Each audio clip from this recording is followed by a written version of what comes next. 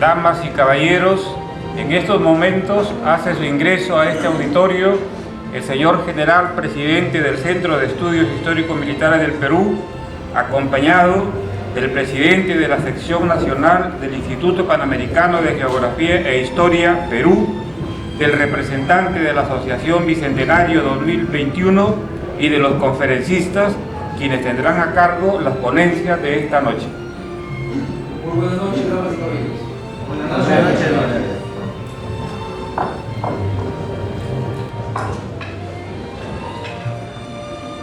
Damas y caballeros, tengan todos ustedes muy buenas noches. En el marco de las conferencias por el bicentenario de las batallas de Junín y Ayacucho, nos encontramos reunidos para ser partícipes de la cuarta jornada con las conferencias Arqueología de los campos de batalla de la independencia en la historia militar y la formación del Ejército Unido Libertador y su génesis napoleónica, la transferencia de conocimientos militares siglo XIX, organizadas en forma conjunta por el Centro de Estudios Históricos Militares del Perú y el Instituto Panamericano de Geografía e Historia, Sección Nacional Perú, con la participación de otras instituciones histórico-patrióticas como la Asociación Bicentenario y otras organizaciones. El Centro de Estudios Históricos Militares del Perú es una institución oficial sin fines de lucro, reconocida mediante Decreto Ley 11.216 del 2 de diciembre de 1949, encargada de investigar, promover y difundir los acontecimientos de carácter histórico, militar y nacional, así como de honrar la memoria de los héroes y personajes de la patria, contando con los auspicios del Ministerio de Defensa y Ministerio del Interior. Les da la más cordial bienvenida. Se da inicio a este significativo evento entonando con fervor patriótico las sagradas notas de nuestro himno nacional.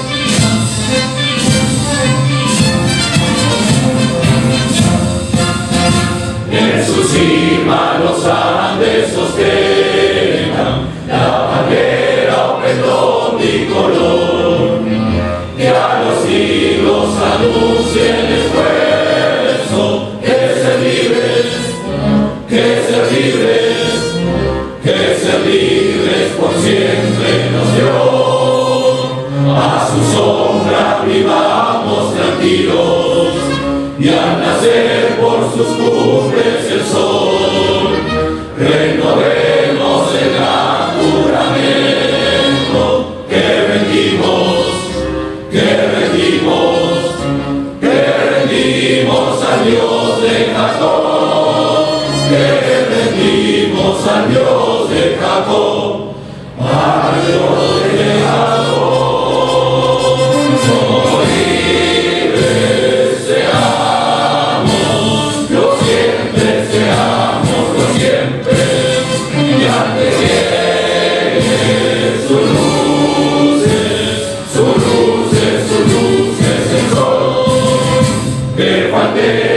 Al voto solemne que la patria al Eterno elevó, que vayamos al voto solemne que la patria al Eterno elevó, que vayamos al voto solemne que la patria al Eterno elevó.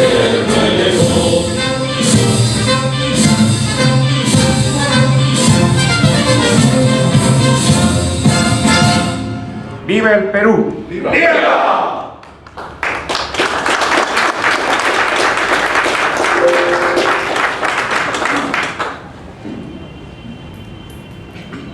Pueden tomar asiento.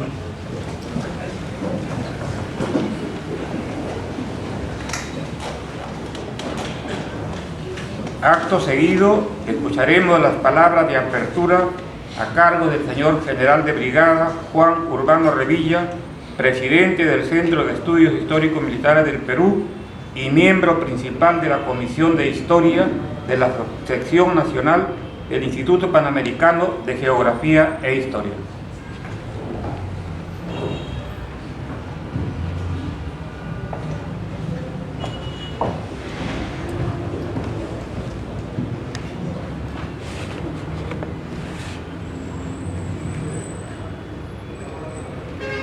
Señor General Robert Elí Valles Angulo, jefe del Instituto Geográfico Nacional y presidente de la Sección Nacional Perú del Instituto Panamericano de Geografía e Historia. Señor Dr. Jorge González Bolaños, representante de la Asociación Bicentenario 2021.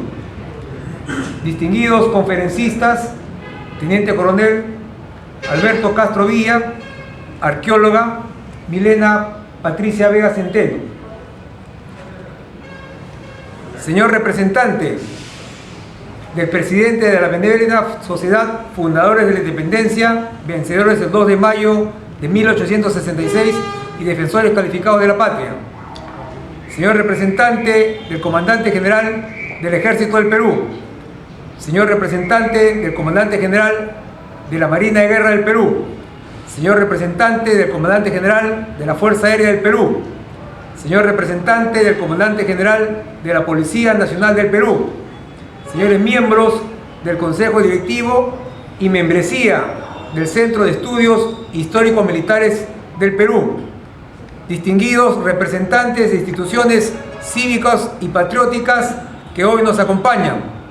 Señores oficiales superiores, oficiales subalternos, supervisores, técnicos y suboficiales de las Fuerzas Armadas y Policía Nacional del Perú, distinguidos asistentes, patriotas todos aquí presentes, estimados y respetables miembros de la Alianza Academias de América que nos están siguiendo por la vía de transmisión internacional y por la vía virtual que hoy nos acompañan. Damas y caballeros, el Centro de Estudios Históricos Militares del Perú tiene la honra de presentar ante ustedes la cuarta jornada del ciclo de conferencias con motivo del bicentenario de las batallas de Junín y Ayacucho. Estas gestas de honor y gloria para el Perú y América nos unen a todos a quienes llevamos al Perú en la primera línea de interés y a través de él conocer su historia, porque la historia, en particular de los hechos que nos llevaron a la gesta de la independencia, son aquellos que nos forjan como república y nos dan la identidad para seguir contribuyendo hacia el progreso de esta patria peruana y también al progreso de América en su conjunto. Esta sala está adornada por las efigies, los rostros de aquellos hombres y mujeres que a lo largo de los tiempos, desde aquella génesis del Perú autóctono, originario, incaico, se vislumbran ahí las grandes figuras de Túpac Amaru, Juan Santos Atahualpa, Humacahua, tantos otros más que forjaron esa patria orunda, y a la cual también tenemos a los hombres que forjaron la independencia, los hermanos Angulo, las figuras relevantes de los libertadores, próceres y todos aquellos hombres y mujeres que dieron cuotas de sacrificio a lo largo del tiempo para obtener la libertad y la independencia que hoy gozamos y que es menester honrar. Tal es así que en esta oportunidad tenemos dos conferencias. debidamente preparadas para nuestro público auditorio. La primera de ellas, a cargo de la arqueóloga Milena Patricia Vega Centeno, que nos hablará sobre la arqueología militar de los campos de batalla de la historia de la independencia. A continuación, el teniente coronel e historiador militar Alberto Castro Villa nos hablará sobre la formación del Ejército Unido Libertador, aquella maquinaria de guerra y la génesis napoleónica que se impregnó en este, de tal forma de que con estos dos temas esperamos contribuir al conocimiento cabal del gran significado de lo que fueron los hechos políticos, sociales y militares en la gesta de la independencia del Perú y América. Bienvenidos todos y esperamos pues que sea muy fructífera esta velada académica. Muchas gracias.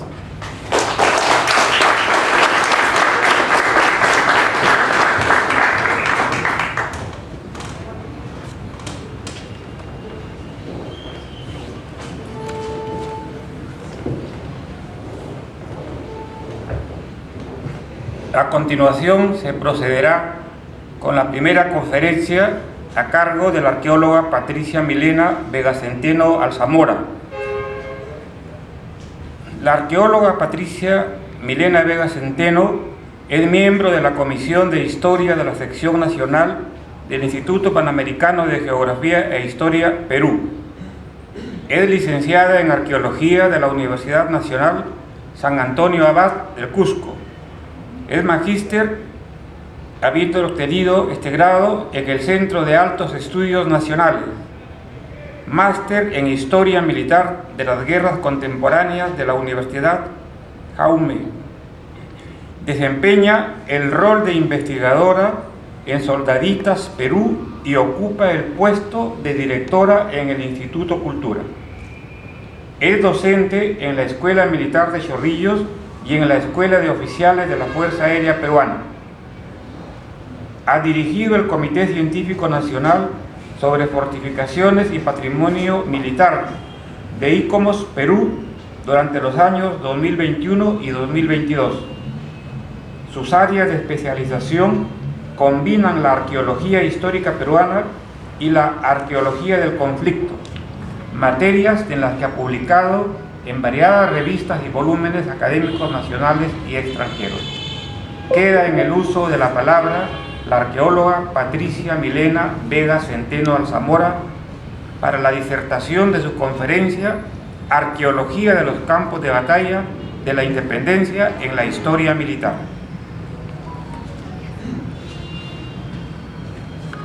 Buenas noches, distinguido general del Valle, general Urbano, así como distinguidos miembros de la mesa de honor, distinguido público, veo también rostros de amigos y por ahí algún alumno. Bien, esta noche voy a presentar un poquito lo que son resultados de varias investigaciones, entre ellas algunas ya están publicadas, el otro artículo más grande es sobre el campo de batalla de Ayacucho. Este debe estar saliendo en un mes aproximadamente. Se trata de una compilación de varios artículos de investigadores que están dedicados exclusivamente solo a la batalla de Ayacucho. Lamentablemente no he visto y no sé publicaciones de una compilación de artículos sobre la batalla de Junín. A su vez también tengo material de una publicación que está en prensa, así que mucho del material que voy a presentar ahora, básicamente, como les menciono, ya está publicado o está en prensa. Cuando el general Urbano me dio el tema, me propuso el tema y agregó el tema historia de la arqueología del conflicto dentro de la historia militar, para mí fue un reto porque tuve que repensar algunos temas, ¿no? Y durante estos años he ido viajando por todo el territorio nacional en busca de todos los escenarios que estuvieran relacionados con la guerra de independencia peruana. Afortunadamente es mucho más fácil trabajar debido a que muchos de estos escenarios están monumentados, quiere decir que hay un monumento conmemorativo. Pero también se da la peculiaridad que en muchos de estos escenarios el monumento conmemorativo ha centrado más la atención que el mismo escenario bélico. De tal manera que si ustedes piensan en todos los campos de batalla que conocen, ninguna tiene un camposanto señalizado. Entonces, una de las interrogantes que he tenido durante todos estos años es dónde están enterrados los muertos. Estamos hablando sobre todo de lo que son tropas, ya que los oficiales por lo general eran trasladados a hospitales de sangre o en muchos casos, como el caso de la batalla de Ayacucho, fueron enterrados en la pequeña iglesia que estaba en Quilma. El resto es muy complicado definir a ciencia cierta dónde están enterrados. Entonces fue así este motivo por el cual me llevó a ir investigando estos escenarios de conflicto, en parte para también trabajar temas de memoria histórica. Al proponerme este tema, en general, bueno, sin quererlo me dio un reto porque tenía que también hablar de la nueva historia militar, ¿no? Este es el esquema de la presentación, son varios temas, así que voy a tratar de ser lo más sucinta posible. Primero, en líneas generales de qué se trata la arqueología del conflicto, la arqueología de los campos de batalla, la historia militar y la arqueología del paisaje, que básicamente son los 4 ejes que van a, por decirlo así, es el paraguas por el cual nosotros los especialistas en esta materia trabajamos. Luego tenemos el tema de una breve panorama del contexto de la independencia peruana, largo. La parte de metodología, un trabajo de este tipo, sin una metodología sólida no podría llevarse a cabo. Y luego vamos a hablar ya de los resultados en el estado actual de muchos de estos escenarios, sobre todo de los principales, ¿no? Y finalmente los desafíos que hoy en día tenemos con relación a la conservación del patrimonio militar. Bien, en el marco teórico, como les mencioné, ahora hay una nueva historia militar, que no es nueva para muchos de nosotros, que surge en la década del 70 y del 80, como una nueva reinvención de la tradicional historia militar. Entonces, este trabajo está enmarcado dentro de ese rubro.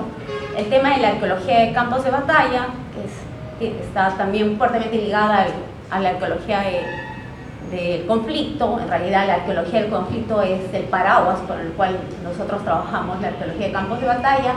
La otra es la arqueología del paisaje, porque muchos de estos sitios están relacionados con lo que es el paisaje cultural, la interacción del ser humano en un ambiente determinado. Entonces, y finalmente, un tema que es muy importante, muy poco tratado y totalmente olvidado, lo que es el patrimonio histórico, y en este caso inclusive el patrimonio histórico militar, para lo cual este es el marco teórico de este trabajo. ¿Cuál es la importancia para la arqueología o de la arqueología dentro de esta nueva historia militar? Aquí se trata de trabajos multidisciplinarios y aquí lo que se busca, hay una frase que me gusta mucho de la nueva historia militar, que me la apropio inclusive, que es los trabajos detrás de la trinchera o de la retaguardia, con otra visión de lo que es el conflicto bélico. Entonces, eso es lo más interesante que hay dentro de esta nueva corriente, este nuevo enfoque de estudio de lo que viene a ser la guerra. Si hablamos de un contexto histórico de la independencia peruana, esto sí es un reto tratar de resumir todos estos años de guerra.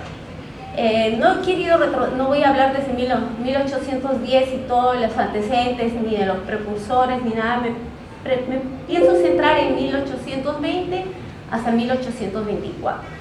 Es un proceso largo, es complejo, para los historiadores sumamente interesante por la cantidad de detalles, por la cantidad de eventos que se van dando al mismo tiempo. Tenemos una suma de eventos, muchos de ellos de forma diacrónica, sincrónica, es impresionante. Como lo repito, para los que estudian historia militar y para los historiadores se trata de una etapa muy rica en información. Para los arqueólogos también, pero acá sí tenemos un reto bien grande y es el tema de la materialidad. Los arqueólogos trabajamos con materiales y a veces muchos de estos eventos solamente los vemos en documentos históricos, en fuente de primera mano, ¿no? Ahora, como ustedes saben, para los que alguna vez han leído ya algo de lo que he escrito, para mí esto, sí, cada vez estoy más convencida y estoy completamente segura de que es una guerra civil, ¿no? Con sus peculiaridades, de acuerdo a cómo se desarrollan las guerras en esta época. Y lo más interesante aquí es de que de todo este proceso han quedado varios escenarios. Muchos de ellos han quedado en el olvido. Vamos a ver que, por ejemplo, Este es un cuadro que ya lo publiqué hace 2 años. Acá el Ministerio de Cultura los delimitó como sitios de batalla. Me parece muy interesante y pertinente porque cuando hablamos de sitios de batalla podemos incorporar también lo que son fortificaciones, como la Fortaleza Real Felipe, ¿no? Entonces, el Ministerio de Cultura declaró esta lista de sitios hace ya más de 4 años. Lamentablemente no hay ni un nuevo sitio declarado con esta categoría de sitio de batalla, y de esto, si ustedes se dan cuenta, casi la mayoría es de la Guerra del Pacífico, y para la independencia solamente mencionan a 2, que viene a ser el campo de batalla de Junín y Ayacucho. Y todavía hay un error más grande ahí cuando hacen la declaración del campo de batalla de Ayacucho y lo ponen como la Pampa de la Quinoa. La Pampa de la Quinoa nunca existió, no existe la Pampa de la Quinoa.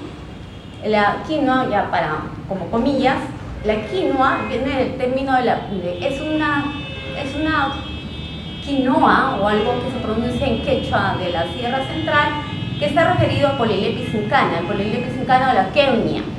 Entonces, anteriormente era el sitio de las queunias, ¿no? Entonces no existe Pampa de batalla, pero bueno, así se declaró como campo de batalla de la quinoa. Entonces, haciendo esa acotación. Lo frustrante aquí es que desde esa época hasta ahora ha salido el reglamento de sitios de batalla, ha salido la sectorización y uso de sitios para estos sitios de batalla, pero no se ha incorporado más sitios a esta lista. Por otro lado, haciendo un recuento de la cantidad de eventos que tenemos, que vendrían a ser en escaramuzas, encuentros menores, asedios, entre otros, la lista es larga. Y aquí sí me gustaría conversar un poco con ustedes y preguntarles como cuántos eventos entre estos hechos de armas creen que existió en todo el proceso de la independencia, o sea, desde 1820 hasta 1824. ¿Alguien tiene una idea?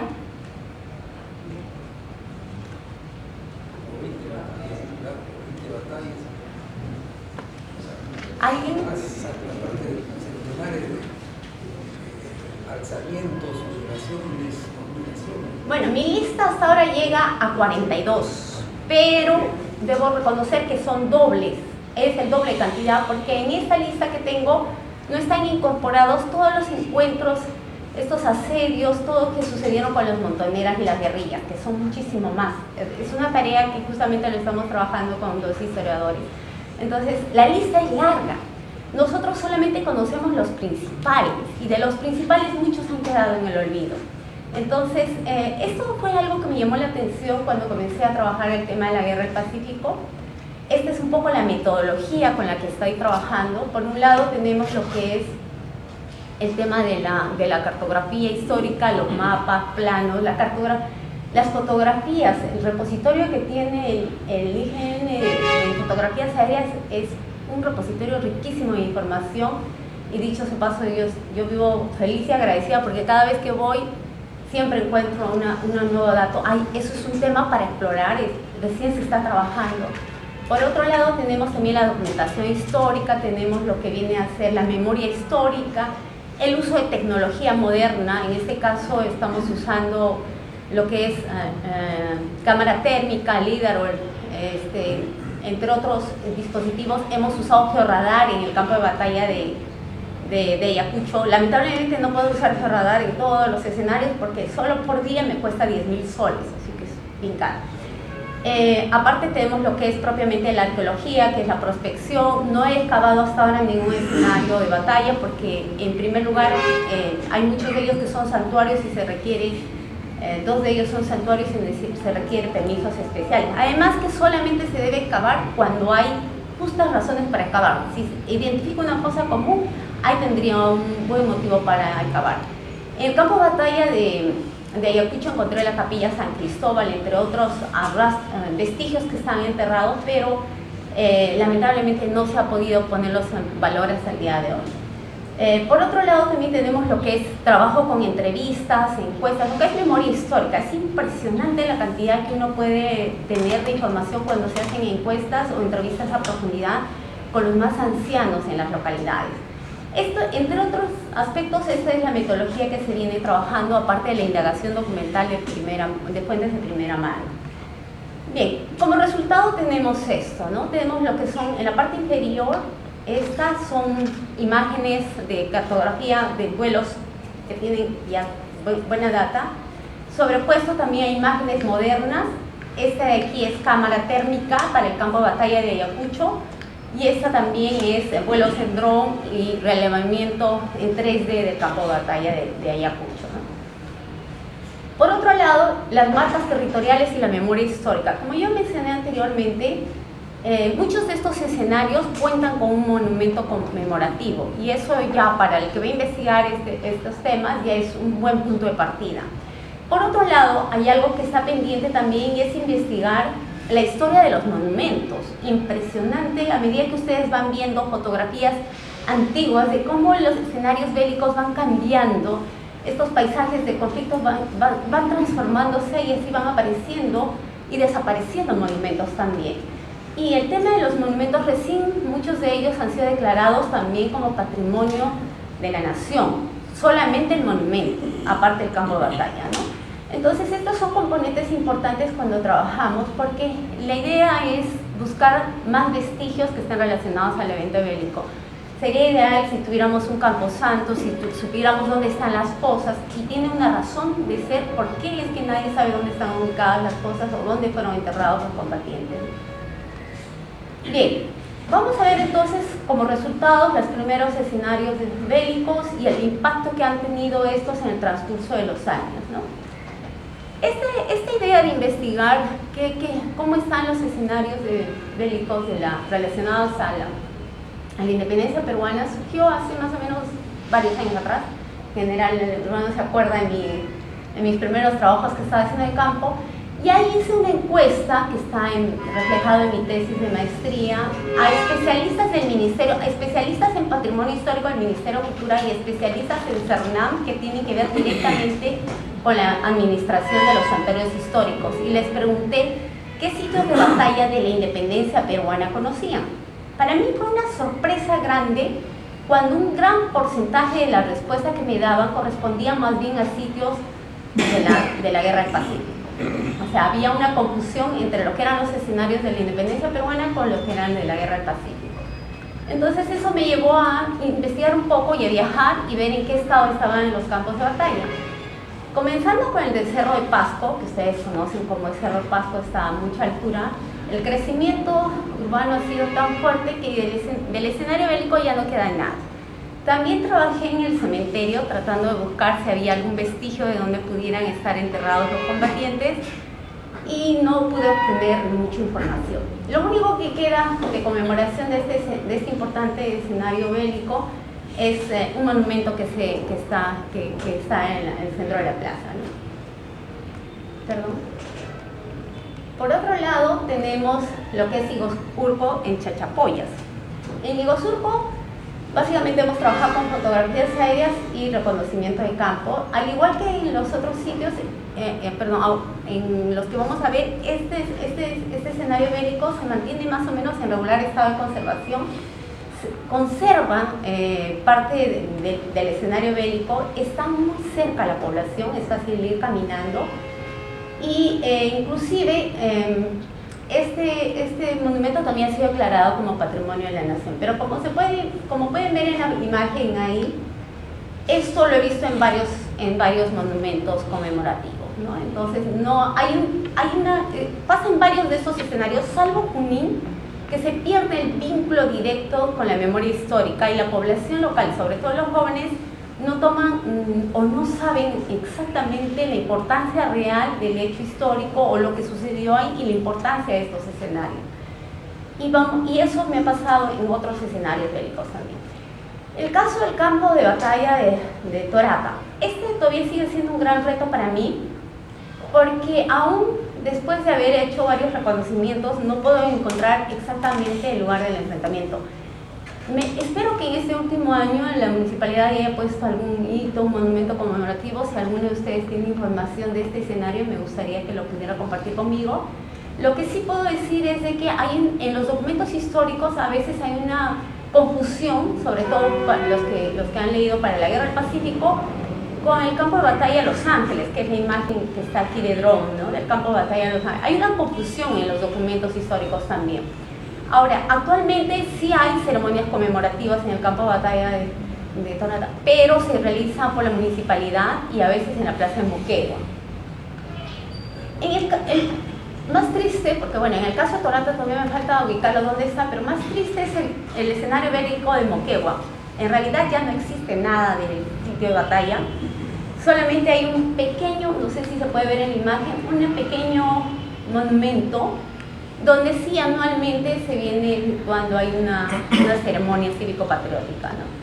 El resto de información sobre este escenario ya lo hemos perdido, ¿no? Y una de mis preocupaciones justamente es eso, de que no pase esto con ya les he dicho, son más de 42 los que tengo hasta ahora registrados, de los cuales muchos de ellos inclusive no sé dónde se efectuaron, pero es una preocupación para los que vemos patrimonio militar de que estos escenarios se conserven, ¿no?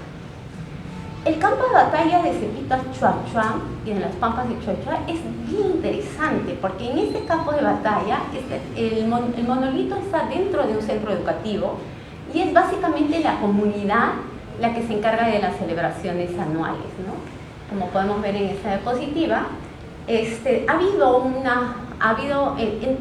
cuando comenzó todo el proceso de la conmemoración por la independencia del Perú, también una competencia entre todos los pueblos, que todos querían ser los primeros en independizarse, el primer grito de independencia, el escenario más importante de batalla, y hubo una lluvia de proyectos ley para declarar, ya sea como feriado nacional o ya sea como patrimonio importante de la nación. Lamentablemente muchos de estos proyectos ley quedaron en eso, en proyectos, ¿no? Y en este caso, quienes se encargan más que todo de, como verán en la fotografía, son la comunidad campesina de Chuanchuan, ¿no? Y en la municipalidad, quienes ven el tema de las conmemoraciones anuales. Y ahora vamos a entrar a hablar de los dos campos de batalla que son conocidos como santuarios históricos, lo cual es interesante porque si ustedes piensan un campo de batalla como santuario histórico, pero ¿cuántos santuarios históricos tenemos en el Perú? Hasta ahora. Dos. Está Machu Picchu también dentro de esta categoría, así como el bosque de Piedra Poma. Hay uno ahora que se ha declarado en el hospital en Piura. Entonces, los santuarios históricos están entre sitios arqueológicos y también lo que son escenarios de batalla. Pero lo interesante es que tanto en el campo de batalla de Junín como en el campo de batalla de Ayacucho, en ambos escenarios existen restos arqueológicos. Y a veces los restos arqueológicos, como el caso del campo de batalla de Junín, es el que concita más atención, al menos por las autoridades como el Ministerio de Cultura, ¿no? Bien, aquí tenemos una imagen panorámica del campo de batalla de Junín, de la Pampa de Chacamarca. En la actualidad estamos investigando sobre el toponimio de Junín, de dónde viene Junín. Originalmente existía un tango inca, así como almacenes que vamos a ver en las fotografías ahora, dos caminos importantes, camino del Capaña y luego Camino de los Reyes, y el poblado más cercano a la zona se llama Los Reyes. Es bien interesante porque Simón Bolívar decidieron en los documentos denominarle como Pampa de Junín, cuando no había el toponimio más que para toda la región. Ese es un tema que lo estoy abordando en la siguiente publicación que tengo, pero es interesante también trabajar el tema de toponimios, y eso mismo hicimos con Ayacucho, que lo vamos a mencionar en las siguientes diapositivas, ¿no? Ahora, la hacienda Chinchauciri tiene una capilla que data de época colonial. La hacienda Chinchauciri es más republicana. En la actualidad va a ser desalojado de los propietarios y va a formar parte creo que va a ser ocupado por el ejército, si no me equivoco. Yo espero que armen un centro interpretativo, ahí sería lo más ideal para el escenario bélico. Bien, en este caso tenemos el monumento conmemorativo. Como ya lo mencionó, está declarado, casi todos estos monumentos conmemorativos están declarados como Patrimonio de la Nación. Es espectacular para los que alguna vez han ido. En la actualidad está en refacción. Lamentablemente la placa, que ahora les voy a mostrar, que del monumento original no la están conservando, y eso sí me da preocupación. Y lo que vamos a ver es de que el anterior, esta es una imagen de las celebraciones del 2020, me parece. Esta es la imagen del antiguo monumento de 1846, ¿no? Como les dije, en este monumento existía una hermosa placa que había sido donada en época del presidente Ramón Castilla y que está justamente aquí, pero lamentablemente no la están conservando, ¿no? Y esto que ustedes ven aquí son los restos de ese monumento, lo cual también se considera como patrimonio, pero ya es un patrimonio que lo hemos perdido porque, bueno, por decisiones que se tomaron en su momento, ¿no? Estas son las colcas y por aquí está pasando el camino prehispánico. Hay otro camino que está pasando también por la zona de las colcas, ¿no? Como les dije, este es un tambo o un centro administrativo importante en época de los incas, en época inca. En la actualidad acaban de terminar el Ministerio de Cultura de hacer excavaciones y de encontrar vestigios muy importantes. Si ustedes ven fotografías aéreas van a ver los restos de los restos prehispánicos, pero estos fueron desmontados para construir la hacienda, ¿no? Entonces ya quedan, casi todos los muros están sobre el cimiento o solo las bases, ¿no? Bien, en el caso del campo de batalla de Ayacucho, sí hemos efectuado un trabajo largo, casi más de un mes de trabajo de campo. Y si ustedes ven esta fotografía, lamentablemente lo he puesto lo más grande que puede, pero bueno, en esta zona de aquí están los corrales de Milcaipata. Aquí estuvo el ejército realista acampando. Igual en esta zona que estoy señalizando hay un sitio arqueológico. Quiere decir que el ejército realista acampó en las ruinas que tenemos ahí, en el sitio arqueológico que tenemos ahí, que también ha sido muy desmantelado, ¿no? Y la parte del campamento del Ejército Unido Libertador que está aquí, lo único que he podido identificar con claridad total es la capilla de San Cristóbal. El resto ha sido removido para justamente en el momento de la construcción del monumento, ¿no? Lo interesante aquí es ver y comparar las interpretaciones que hace de Lepiani y que hace de la Barra sobre este campo de batalla. Y hay una confusión enorme con esa quebradita que le llaman la Lloglia, así está en las publicaciones de la Barra y de Lepiani, porque en realidad la batalla no se dio ahí, aquí era el enfrentamiento más fuerte que se dio, porque está conformado por unas 3 zanjas, se llaman yaguarzanja. Los que saben quechua, yaguarzanja significa zanja de sangre y son abismos. Abismos que no puede pasar la caballería. Es más, las personas que transitamos por ahí, estuve a punto de desbarrancarme 2 veces porque casi no se ven y son barrancos profundos. O sea, la batalla, el grueso de la batalla fue ahí. Y adicionalmente abarcaron más ladera de la que están en los diagramas que podemos nosotros revisar. Entonces hay que hacer una relectura de la fuente primaria y cruzar con toda esta información que les digo para hacer como unas interpretaciones nuevas y también ver todos los componentes patrimoniales cada uno de estos escenarios, ¿no? Al igual que en el campo de batalla de Junín, el anterior obelisco conmemorativo desapareció. Lo que es más triste aquí es de que este obelisco, para la población local, inclusive lo consideraban como la mamacha libertadora, o sea, tenía una connotación casi religiosa. No sé si alguno de ustedes vio en la foto que mostré del campo de batalla de Junín. Ahí los pobladores locales están arrodillados frente al monumento. Entonces había una romería que se daba en esa época mucho más intensa, mucho más elaborada y mucho más simbólica de la que ahora hay. Se perdió el vínculo con el escenario bélico, pero ¿en qué momento se pierde ese vínculo? Justamente cuando se construye un nuevo monumento y se elimina el anterior. Bien, estos son algunos resultados. Hemos encontrado restos óseos humanos en el campo de batalla de Ayacucho. Como ustedes podrán ver, ahí se pueden ver claramente las 2 quebradas profundas que hay. También hay caminos prehispánicos. También tenemos ahí un sitio arqueológico y un sector de tumbas, ¿no? Por otro lado, el tema de la memoria histórica y las actividades conmemorativas. Estas actividades es algo que todavía debemos investigar con más profundidad. Como les dije, Hasta ahora hemos agotado esta información con entrevistas a profundidad y encuestas, más de 100 encuestas que hemos efectuado para el campo de batalla de Ayacucho. Lo propio estamos planificando hacer para Junín, porque es importante recabar información sobre lo que es la memoria histórica local. Igual, la imagen que ustedes pueden ver es del campo de batalla de Junín.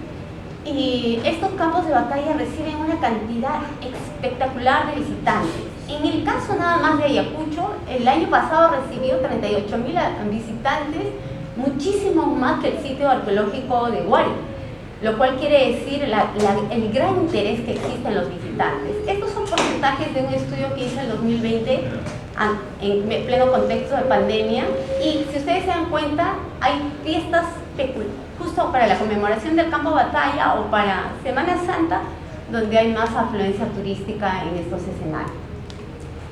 Bien, hablando de los desafíos y la preservación de estos escenarios, para mí son escenarios muy importantes que tienen que ver mucho con la memoria local, la memoria nacional, la identidad nacional. Por lo tanto, mi preocupación es que se usan estos escenarios con fines políticos, lo cual siempre se ha hecho, no es la primera vez, ¿no? Y lo más triste es que lamentablemente todavía no tenemos muy bien mapeado dónde deben ser los lugares de tránsito y qué se debe hacer con toda la cantidad de basura que se Miren la cantidad de basura, y si la foto la ampliáramos, vemos hay brigadas de jóvenes recogiendo los desperdicios que la gente deja. A un santuario histórico y a un campo de batalla de esta magnitud es un pecado dejar basura. Pero ahí tenemos ese corte con la memoria histórica, ¿no?, que se ha perdido y que es necesario recuperar. Bueno, finalmente tengo muchas personas a las que agradecer, muchas instituciones, agradecer al general Urbano, al general Valles por permitirme estar aquí, permitirme compartir mis investigaciones, permitirme acceder a vuestros archivos.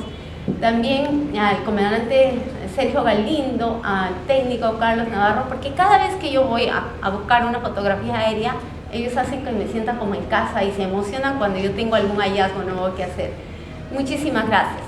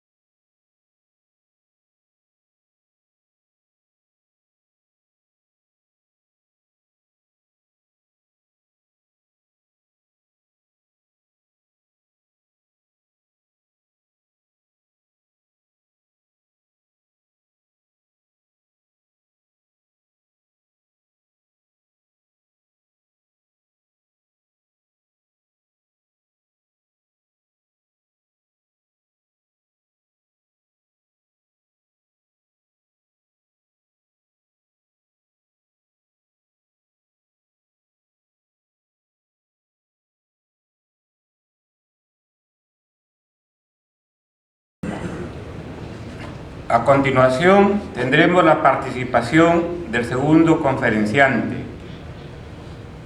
el teniente coronel Alberto Castro Villa, es miembro correspondiente del Centro de Estudios Histórico-Militares del Perú, magíster de Ciencias Políticas con mención en Relaciones Internacionales de la Pontificia Universidad Católica del Perú, magíster de Historia Militar de la Escuela Militar de Cadetes General José María Córdoba de Colombia, magíster de Estrategia y Geopolítica de la Escuela Superior de Guerra Rafael Reyes Prieto de Colombia.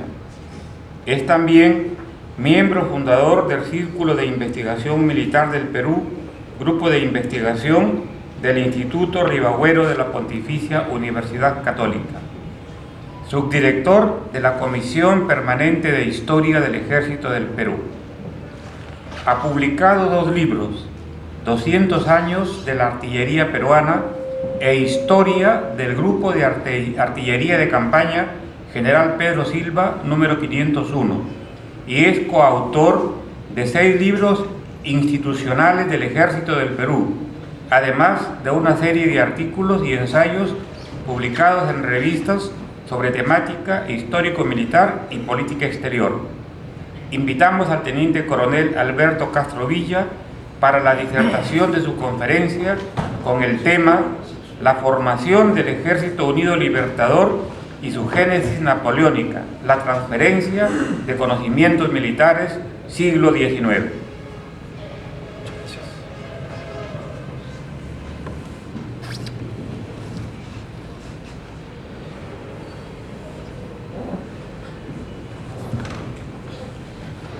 Señor General de Brigada, presidente del Centro de Estudios Histórico-Militares del Perú, señor General de Brigada, director del Instituto Geográfico Nacional, dignas miembros de la mesa de honor, digno auditorio, me van a disculpar, como se darán cuenta, no estoy bien de la garganta, aún así no he querido dejar de cumplir este compromiso académico tan importante el día de hoy. Bien, lo mío va a ser más teórico. Voy a abordar una tesis que propongo respecto al tema del origen del Ejército Unido Libertador y su participación y su importancia, su relevancia de lo que fue la campaña de 1824 y 25 durante nuestro proceso de independencia, de las llamadas guerras de independencia por nuestros historiadores militares.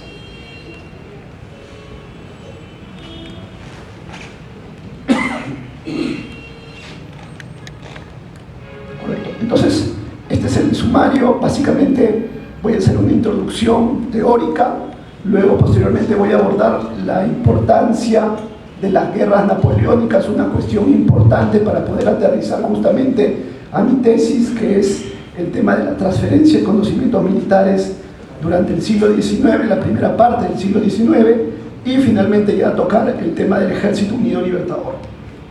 Bien, entonces, cuando nosotros abordamos teóricamente el tema del estudio de la independencia o de la guerra de independencia nacional, hoy en día la mayoría o el gran grupo de historiadores lo hace bajo este enfoque de la independencia concebida, así se denomina. ¿Qué es la independencia concebida? Ahí he puesto un concepto dado por los historiadores Contreras y Glave, ¿no? Es interpretar la independencia de las naciones latinoamericanas como resultado de una revolución hispánica iniciada en la península ibérica en la lucha contra los franceses en 1808. Entonces, ¿qué quiere decir básicamente esto? Es vincular las independencias hispanoamericanas como un solo proceso, un proceso continuo o ya sea conexo entre unos y otros. Pero para eso la herramienta principal, ¿no?, o el enfoque principal es la ideología, ¿no? Es lo que permite realizar esa conexión entre unos y otros, ¿no? Pero bajo lo que yo sostengo, de acuerdo a las investigaciones, es que se puede hacer de una mucho mejor manera y una manera profunda si es que abordamos el enfoque de la nueva historia militar, ya mencionada acá por la arqueóloga, ¿no?, que es básicamente la historia de las guerras, o lo que viene a ser la historia de las doctrinas militares. Entonces, según este enfoque de la independencia concebida, la génesis, el punto de partida, el punto de origen de lo que va a ser los procesos de independencia hispanoamericanos son las abdicaciones de Bayona, el momento en que el rey Carlos III y su hijo Fernando VII entregan la corona a Napoleón Bonaparte, ¿no? Y Napoleón Bonaparte va a coronar a su hermano José I, conocido en la historia española como, trágicamente conocido en la historia española como Pepe Botella, ¿no? Este es el punto de partida. ¿Qué fueron entonces las guerras napoleónicas, ¿no? Las guerras napoleónicas, que la gran parte de los historiadores militares la consideran entre finales 1792, a partir de la Segunda Guerra de la Coalición, hasta 1815, en la que va a ser la batalla de Waterloo, ¿no? Se trató para Peter Parent, padre de la nueva historia militar, una revolución en la forma de hacer la guerra. ¿Qué quiere decir esto entonces? que a partir de las guerras napoleónicas hay un antes y un después, ¿no?, de hacer la guerra, de la forma de hacer la guerra, ¿no? Y esto es fácilmente comprensible. Napoleón era un ávido lector de distintos teóricos anteriores, obviamente no anteriores a él, que habían escrito sobre teoría de la guerra. Algunos de ellos, y que está demostrado, ¿no?, porque son mencionados en muchas de sus epístolas, son por ejemplo Maquiavelo, Raimundo Montecuccoli, ¿no?, Mauricio de Sajonia, Federico II de Prusia y el conde de Guibert. Napoleón, cuando hace una serie de cambios e innovaciones dentro del campo de batalla, muchos de esos cambios o innovaciones no eran ideas propias de él, pero él sí las va a perfeccionar y las va a consolidar, les va a dar un fin, ¿no?, procedimientos, ¿no?, y las va a aplicar obviamente dentro del campo de batalla. Eso es lo que vamos a ver. ¿Cómo se puede dividir entonces los cambios de la era napoleónica dentro de lo que se llama esta forma de hacer, esta revolución en la forma de hacer la guerra? Hay tres maneras, de las tantas que se puede abordar, ¿no? Pero yo voy a coger tres maneras. Primero, los cambios en lo que refiere lo social, referido al tema social en los ejércitos. Los cambios en lo doctrinario a nivel táctico y también en lo doctrinario respecto a lo estratégico militar. ¿Cuáles han sido los cambios y el principal cambio en lo social de los ejércitos? El nacimiento, no el nacimiento, porque eso fue producto de la Revolución Francesa, pero sí la consolidación de lo que va a ser el ejército meritocrático, ¿no? Napoleón es hijo de la Revolución Francesa.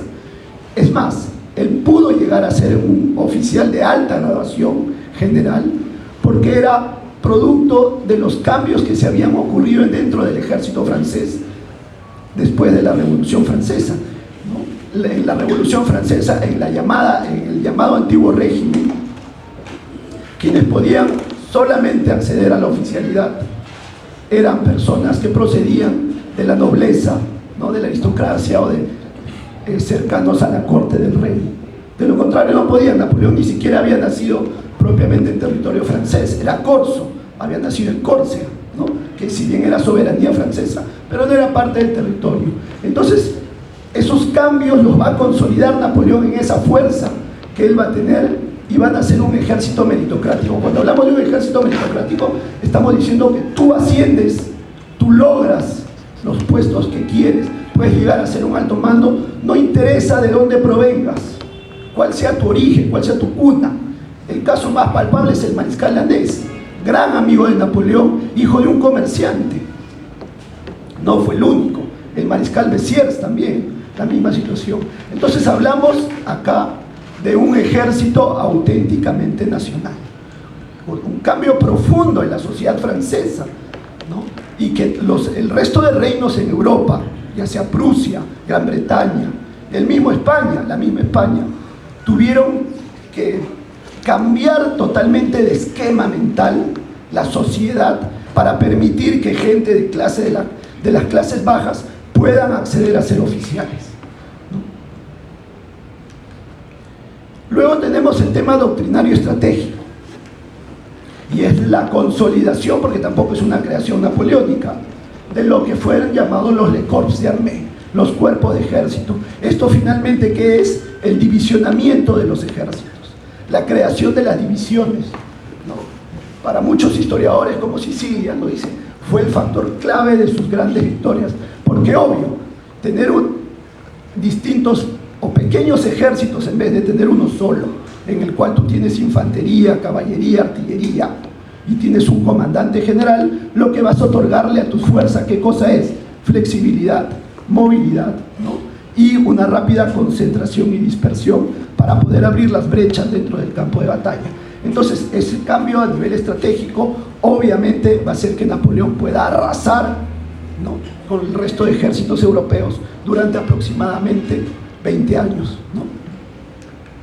Y en el nivel táctico, doctrinario y táctico, perdón, vamos a tener ya un poco más específico, el tema de la infantería, la caballería y artillería, donde también existieron varios cambios y consolidación de cambios que venían de antes, ¿no? El tema de la infantería, por ejemplo, las marchas mucho más rápidas, exigencia a tropa que estaba muy bien entrenada y muy disciplinada, ¿no? En el tema de la caballería y la artillería, ahorita lo vamos a ver, ¿no? En la artillería, el tema de la clasificación del material, ¿no? Que era algo también anterior, pero que Napoleón le va a otorgar mucha mayor especificidad y lo va a reglamentar. Y lo que le va a permitir, ¿qué es esto?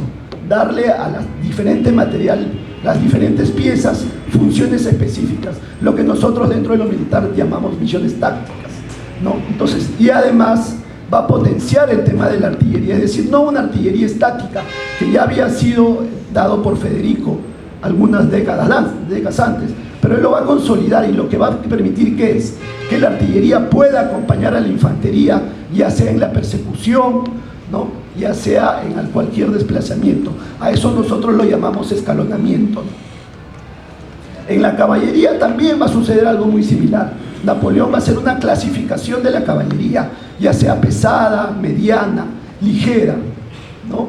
Es algo tampoco, no era novedoso, pero él le va a dar mucha especificidad y le va a permitir reglamentarlo. ¿Para qué? Para darle misiones tácticas a cada una de estas caballerías, ¿no? Y fíjense ustedes los nombres, ¿no? Los coraceros, que es la caballería pesada, los lanceros, que era la caballería mediana, ¿no?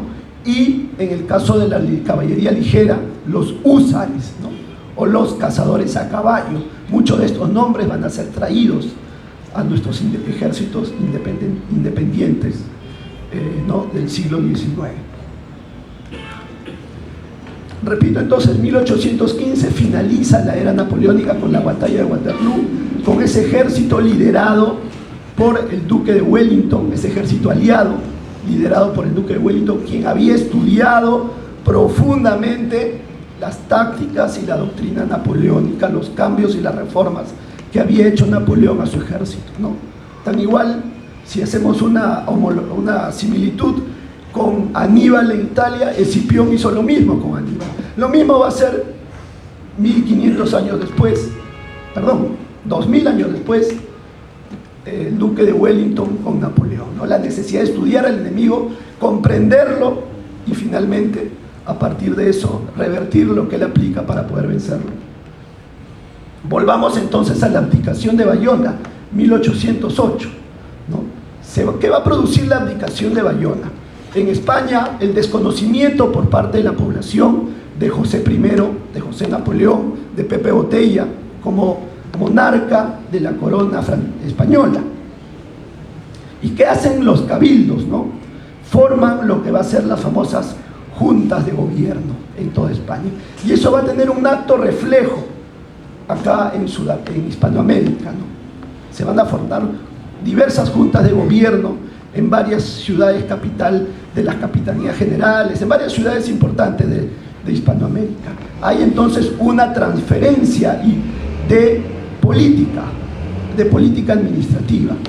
Pero no solamente va a suceder eso, ¿no? El liberalismo es el que lo va a liderar y obviamente también hay una transferencia ideológica, que ya también era anterior, pero que se va a consolidar en esos momentos. Va a haber sobre todo una transferencia de conocimientos militares. ¿Y cómo se da esta transferencia de conocimientos militares, ¿no? ¿Qué era la transferencia? No es una teoría dada por Nielsen y Anelli, ¿no? Que es una parte de la misión de la mayoría de los ejércitos, obviamente un ejército hegemónico, poderoso, ¿no? Y que se define como el conocimiento técnico y el movimiento de estos conocimientos técnicos y la tecnología de este ejército hacia uno o varios menores.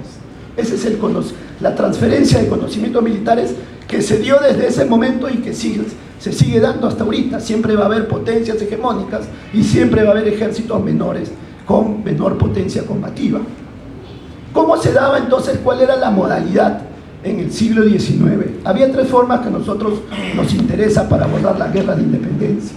Primero, era la llegada de veteranos combatientes de las guerras napoleónicas a Hispanoamérica. Eso es el punto principal, la transferencia de conocimientos militares a través de estos veteranos que habían participado, combatido o finalmente observado como el caso de Bolívar, que ahorita lo vamos a ver, ¿no?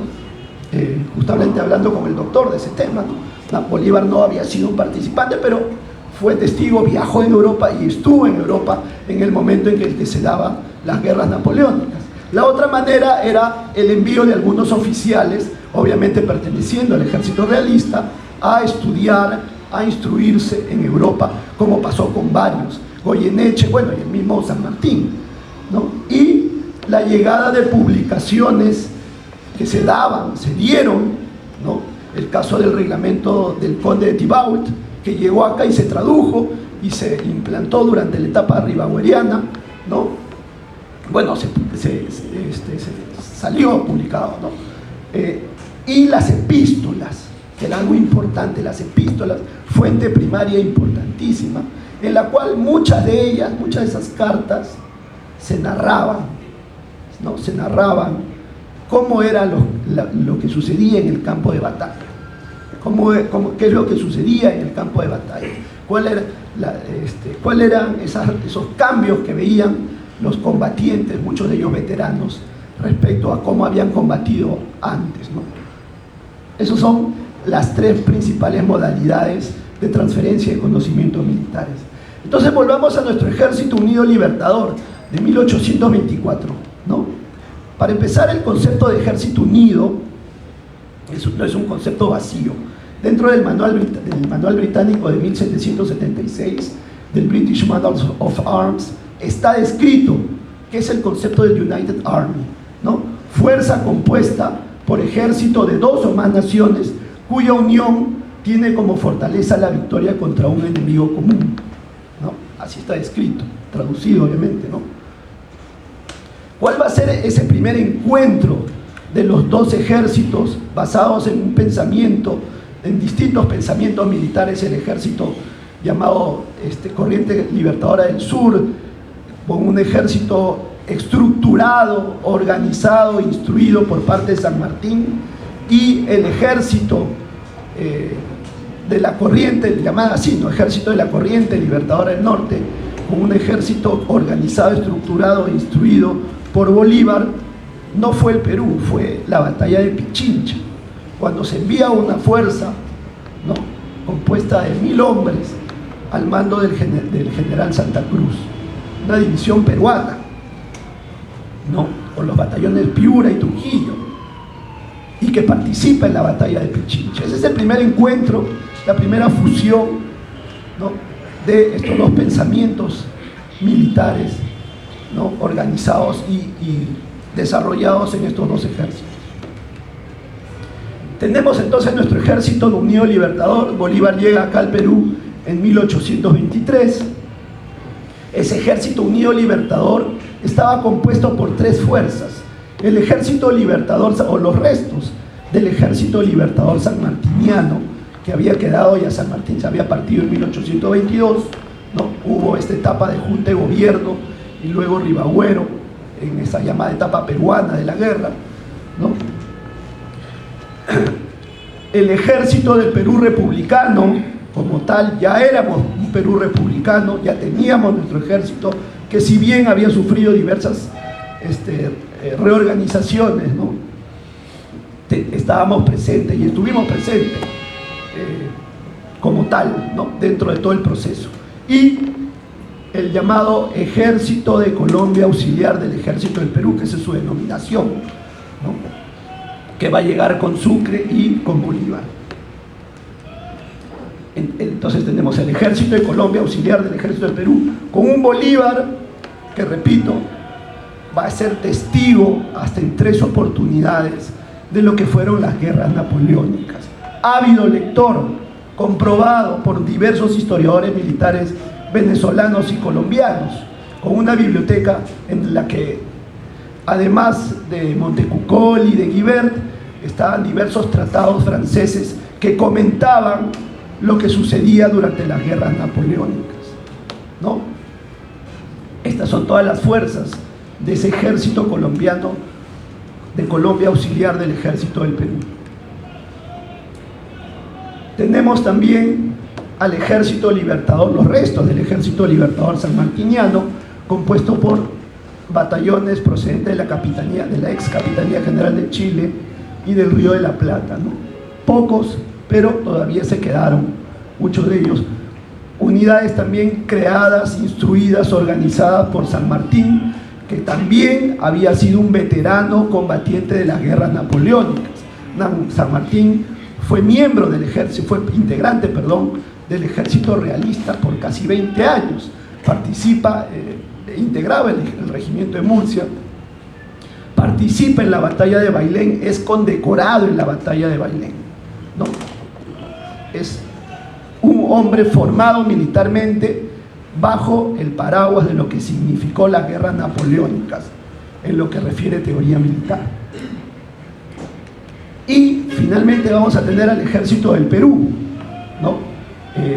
En la cual hay que mencionar también, ¿no? los diversos cambios y reformas que tuvo, pero sobre todo darle la importancia a lo que fue la participación de las guerrillas, mal llamadas montoneras. Las guerrillas porque muy similar a lo que había ocurrido en España, ¿no? Durante la invasión francesa justamente.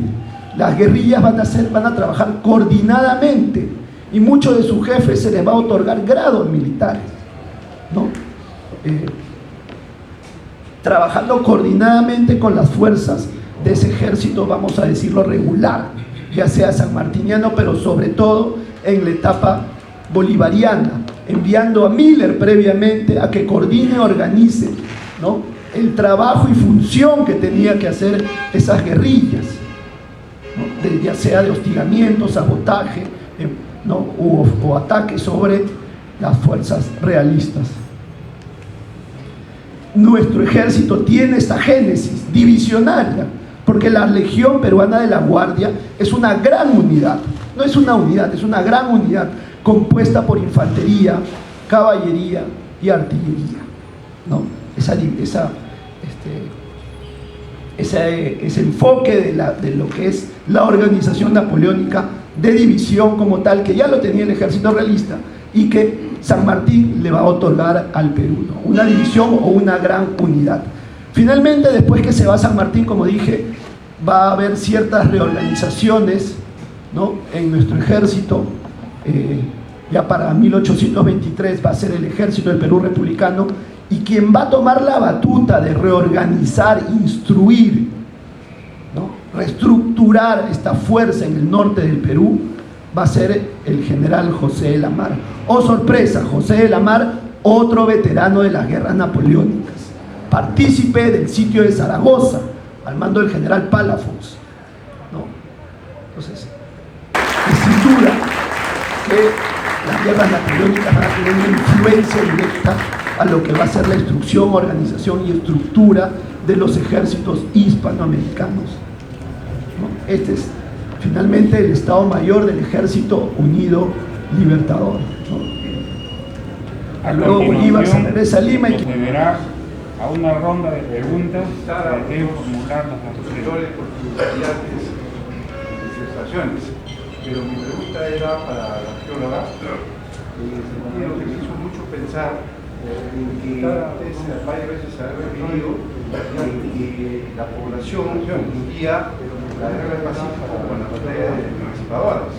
Aquí considera usted ese 50 años que era prácticamente de diferencia, ¿no? Y me parece un poco raro realmente. Y por otra parte, la preservación de todos los monumentos que usted ha hecho mención. Yo creo de que falta de civismo en la población, habría que a través de campañas, y por otra parte, prácticamente la preservación de todo lo que corresponde en cierta forma a preservar estos sitios, ¿no? Hacer una campaña para que no se pierda. Campaña últimamente, por ejemplo, en mi tierra, en Chiclayo, todos los vestigios, lamentablemente, como se ha, por diferencia de propiedades, se han perdido. Muy lamentablemente, y creo que ocurre también en mi tierra, porque últimamente, por ejemplo, en mi tierra, en Chiclayo, todos los vestigios, lamentablemente, como se ha, por diferencia de propiedades, se han perdido. Muy lamentablemente, creo que ocurre también en mi Lima. Trabajo con entrevistas a profundidad, entrevistas semi-estructuradas. Me doy cuenta que muchos especialistas profesionales confunden escenarios de la guerra de independencia con el Pacífico. No solo hay, en las 100 encuestas que logré efectuar el año pasado en el campo de batalla de Ayacucho, es bien interesante porque hay procedencia de todo el Perú. Básicamente tengo turistas de todo el Perú en el campo de batalla. Pero cuando yo pregunto sobre la pregunta, que es una pregunta cerrada, sobre qué año fue la batalla, o si se trata de una batalla de la guerra de independencia o la guerra del Pacífico, tengo diferentes tipos de respuestas. Inclusive, hay algo que todavía me falta procesar, y es de que las amas de casa saben más la fecha de la batalla y de qué tipo de qué guerra se trata que los profesionales, porque a todos los que se entrevistaron eran profesionales, ¿no? De diferentes. Es un tema bien interesante y se debe también al tema de la currícula escolar, porque en los últimos años el curso de Historia del Perú ha sido fusionado con Geografía y algo más, ¿no? Entonces, a diferencia de otros países donde el curso de Historia es el curso de Historia, entonces lo primero que debemos aprender es nuestra historia nacional, nuestra génesis, historia patria. En nuestro caso se está dejando de lado y cada vez eso se va haciendo mucho más fuerte, de tal manera que los jóvenes, uno conversa con ellos y tienen totales de conocimiento. Por el otro lado, sobre su preocupación y su pregunta sobre el patrimonio, lamentablemente el patrimonio histórico militar y el Perú ha sido dejado de lado, y eso se debe a que el Perú, gran parte de su patrimonio básicamente es prehispánico. Lo mismo le pasa a México. México tiene el mismo panorama que nosotros. Todo el patrimonio y todo lo que es inversión está enfocado para la época prehispánica. Como ejemplo, hace muchos años que estoy buscando financiamiento para excavar el campo de batalla de Junín, pero este año me doy sorpresa que sí salió el dinero, pero para excavar el sitio arqueológico que está dentro del campo de batalla, dentro del santuario histórico. Es contraproducente, sobre todo ahora que estamos a puertas de celebrar el bicentenario. Entonces, ese es el panorama. Desalentador, sí, pero es pertinente tomar las medidas ahora, tanto nosotros, cada uno de nosotros tenemos la tarea de preservar y difundir nuestro patrimonio. Gracias.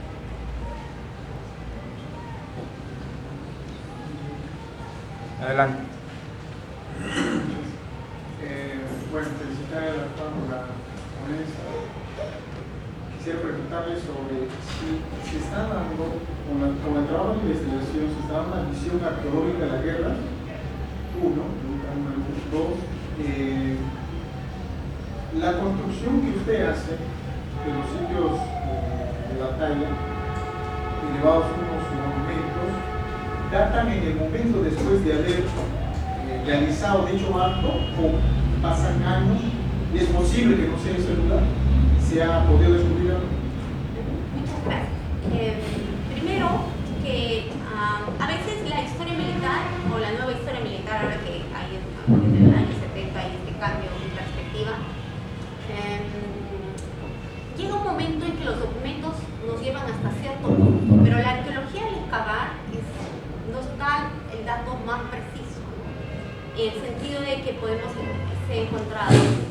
Y si me permite hablar del huaqueo, saqueo o expolio, como le dicen mis colegas en Argentina, de los campos de batalla. Ni los campos de batalla de la guerra, de la independencia, perdón, se salvan de hasta hace un mes atrás que estuve en uno de estos escenarios en Junín, he podido percibir eso. Entonces, hay una venta de piezas. Entonces, los arqueólogos trabajamos mucho con la materialidad. Además, los que trabajamos en arqueología del conflicto, lo que hacemos es trabajar con múltiples profesionales, además, ¿no? Para eso necesitamos topógrafo, cartógrafo, un historiador que nos asesore, un antropólogo forense en el caso de estos socios que existen en algunos escenarios, ¿no? Entonces, por otro lado, en el caso de la monumentalidad, de que a veces el monumento concita más la atención, como es el caso de Junín, por ejemplo, ¿no? Que han construido un nuevo monumento un poco más alejado, porque el campo de batalla de Junín es casi una laguna que se está secando. En época prehispánica parece que encauzaron de tal manera que tuvieron un área para poder construir todo este asentamiento. Es un gran asentamiento el que tenemos en el santuario histórico, pero el primer monumento justamente era afectado por la humedad. Tanto en el campo de batalla de Junín como el de Ayacucho es un proceso largo. Desde un año, 2 años después de la independencia, un año, es de que se pide que se construya y se decreta, como fue el orden de decreta, que se construya un monumento conmemoración, pero lamentablemente en nuestro país las gestiones suelen demorar. Y tiene que ver con que estos dos escenarios también están muy alejados de la capital. Entonces, en ambos casos ha habido varios proyectos. En el caso del campo de batalla de Ayacucho, en realidad ha habido varios monumentos. Ha habido un monumento que estuvo acá hace unos años, que era un caballo, era un monumento a Sucre hecho de arcilla. Espectacular la escultura, pero la tuvieron que sacar, ¿no? Entonces, eso pasa a nivel mundial, no es solo en nuestro caso, donde a veces el monumento es el que concita la atención y se olvidan dónde exactamente fue el escenario de batalla. A tal punto que, por ejemplo, hay muchos aspectos que desconocemos. Y como le dije, uno de los motivos por los que nos lleva a hacer estas investigaciones es justamente para recuperar aspectos de la memoria histórica, como por ejemplo, dónde están enterrados todos los combatientes. Han desaparecido. Cada uno de ellos tiene un proceso y una aplicación diferente. Gracias. Buenas noches a todos. Quiero felicitar a los expositores por sus brillantes ponencias y referirme a la ponencia de la transferencia de las experiencias militares napoleónicas hacia el suelo hispanoamericano y el pueblo peruano. En cuanto a las operaciones navales, quisiera que el coronel nos ilustre si esa transferencia fue de estirpe francesa o en todo caso inglesa, teniendo en cuenta que los protagonistas de la gesta marítima tienen nombres como Cochrane, Guys, Rossi. Va por ahí. Gracias. Muchas gracias. Sí, es muy cierto. La mayoría de oficiales que llegan para ver el campo naval eran británicos. Nosotros sabemos que Napoleón odiaba la estrategia naval y sus almirantes no tenían la misma calidad en cuanto a conocimiento de estrategia. Que sea Villeneuve, que sea Roosevelt, no tenían esa misma calidad. Entonces, claro, en este caso hablamos de una influencia británica directamente para la formación de las marinas de guerra hispanoamericanas. Sí. Gracias. Sí. Felicito a los señores expositores por su brillante instrucción que han dado a todo el público presente. Con respecto a la captación de oficiales con experiencia en la guerra napoleónica, tengo entendido que había, así como en una Unión Europea, también hay una coalición de países aliados europeos que hasta 1820 prohibieron la captación de oficiales con experiencia en la guerra napoleónica para que vengan a las metas. Este fenómeno ocurrió desde 1817 o 15, si mal no recuerdo, hasta 1820 que se prohibió. Entonces, uno de los países que subrepticiamente captaba era Alemania. O sea, por un lado, ante los países aliados, decía que no había captación, pero subrepticiamente tenía agencias que captaban nacionales prácticamente, oficiales con experiencia para venir a las Américas. Entonces, es en ese interín que se captaron más de 1000 contingentes, cuyos nombres muchos han sido olvidados y otros registrados, pero también olvidados, como indica el señor arqueólogo, de que no todos se conocen.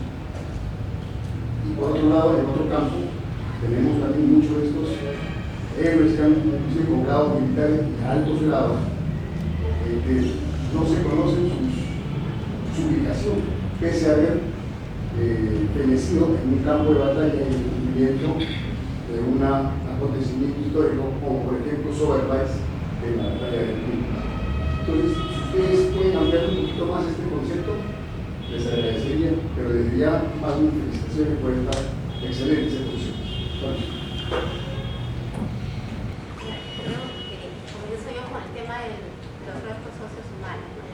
Bueno, cada escenario es diferente, por lo tanto también es interesante qué pasa después de las batallas. En el caso de Junín, es el que más me llama la atención últimamente, por el hecho de que los cuerpos estuvieron expuestos varios días sin ser enterrados, ¿no? En el caso del oficial que usted menciona, él fue exhumado tomado y traído acá al patio de próceres.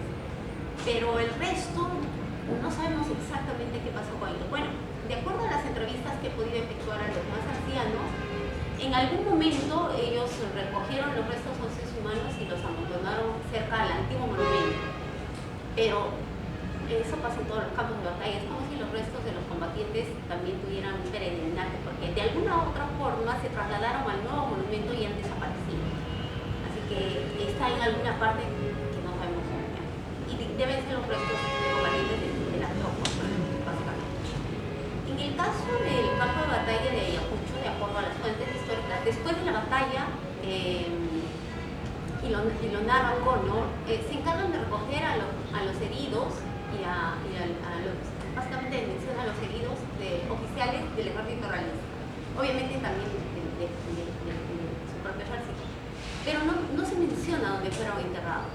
Sin embargo, unos años después hay un viajero que justamente llega a ambos escenarios, uno primero y después otro. En el caso de Junín, él dice que todavía los restos óseos están tirados ahí, pero en el Ayacucho se sorprende porque no hubieran restos óseos, porque el ejército tuvo tiempo y parece que los quitaron. Como menciona, hay mucha información que todavía no sabemos. Esto sería para mí muy fácil trabajarlo si pudiera ponerle radar a todo el campo de batalla, pero como les mencioné, todavía usar radar en Perú es caro. En Ayacucho un solo día, por una sola mañana me cobraron 10.000 soles, así que no, necesito patrocinadores y encuentro lo que... Bueno, no es fácil, como le digo, cada escenario, cada campo de batalla es único, así como también el hecho de que algunos de ellos sí se los ha podido identificar, muy poquitos, y trasladar después aquí al Panteón de los Toros.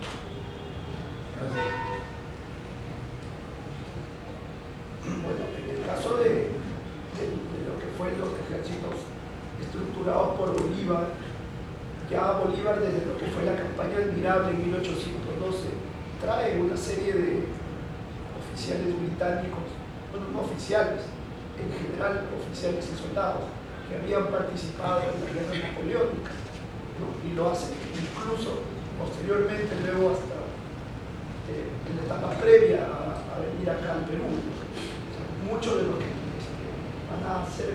van a integrar ese ejército bolivariano por darle esta denominación en las campañas libertadoras de Venezuela, de Ecuador, de Colombia, tuvieron mandos de procedencia británica.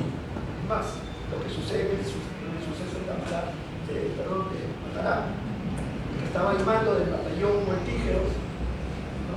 Era el senador de rifles, era un oficial de procedencia británica. Y bueno, también van a llegar una serie de franceses. La situación respecto al tema de los ejércitos que provenían de las fuerzas que provenían del Río de la Plata y de Chile es distinta. En el caso, por ejemplo, de San Martín, el mismo San Martín cuando retorna a su patria es visto con confianza por sus compatriotas. Y los pocos británicos que llegaron posteriormente también. La corona inglesa había intentado invadir el Río de la Plata unos años antes. Entonces, había mucha desconfianza respecto a los oficiales que no eran propios del sur, o sea, del Río de la Plata, o por casos cercanos, chilenos, peruanos, o del Alto Perú.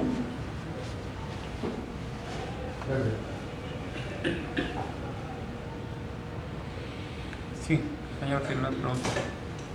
Para el comandante Castro, usted habló de dos corrientes historiográficas sobre el periodo de la independencia. La primera, la historia regalada, la historia concedida.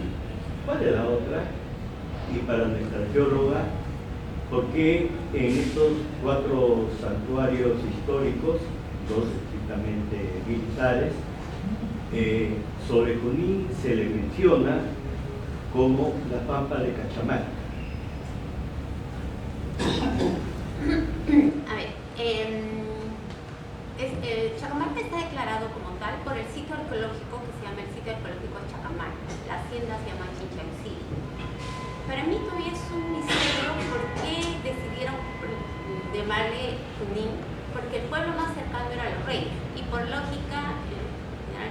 Bolívar, no iba a ponerle la batalla de los Reyes.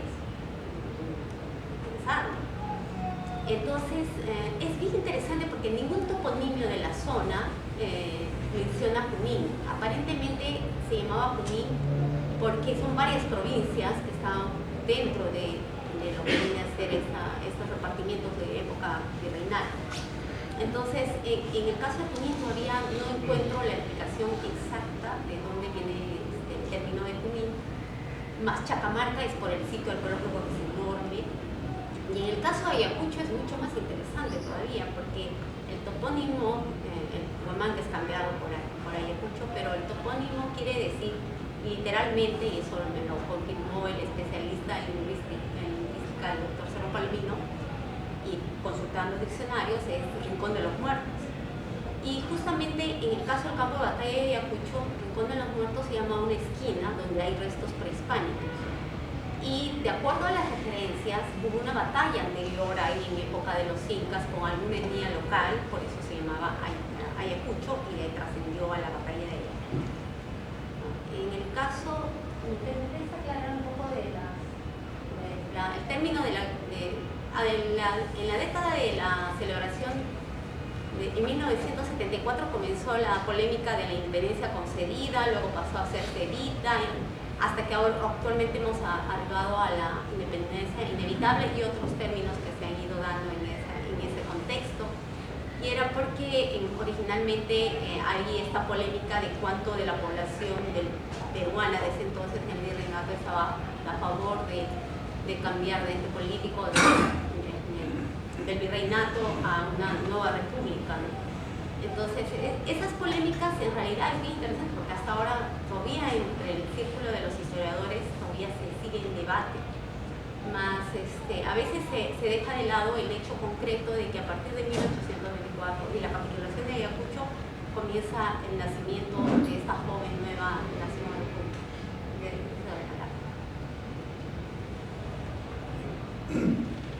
En 2015 salió publicado un libro por los profesores Contreras y Glave. Ellos tratan de agrupar los distintos enfoques del estudio o del abordaje, en todo caso, de la independencia, ¿no? El proceso de independencia. Ellos consideran que hay tres corrientes principales. Primero es la independencia concedida, que es la que había proclamado Bonilla con Spalding, ¿no? Con Karen Spalding, en la cual el Perú nunca quiso su independencia, o bueno, una mayoría de ciudadanos no quería la independencia por cuestiones de prebenda, ¿no? Beneficios económicos, títulos nobiliarios, etcétera, etcétera. Luego está lo que es la independencia conseguida, que es la clásica, la tradicional, que básicamente es que los peruanos sí peleamos por nuestra independencia, ¿no? Y que bueno, su mayor exponente es Jorge Basadre. Y luego finalmente está la actual, que es la independencia concebida, que es la que yo mencionaba, que es abordar la independencia del Perú como parte de un proceso superior, ¿no? Que es las independencias de Hispanoamérica. Toda vez que tiene ese punto de origen en las anticuaciones de Bayona de 1808, y a partir de ahí se va a generar todos los mecanismos que van a posibilitar las independencias acá en la región. Esas son las tres corrientes, básicamente, profesor.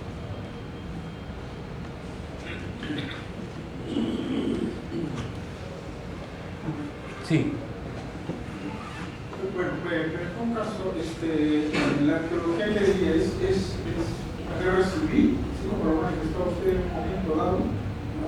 O finalmente es una guerra no convencional, señor Juan. Bueno,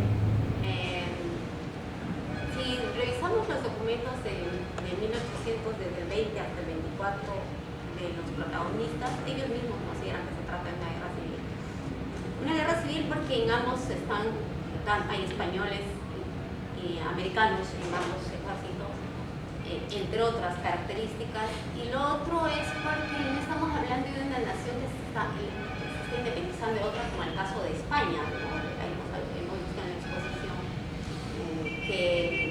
hay temas, el tema de la aplicación de Bayona y el proceso que tiene. España tiene su propio proceso de independencia, porque es diferente.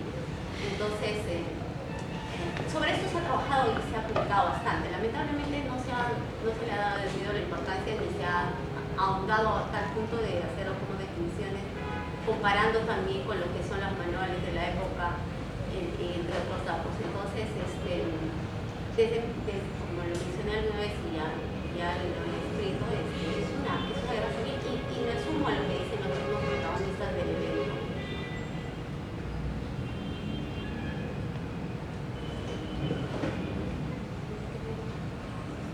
Una última pregunta.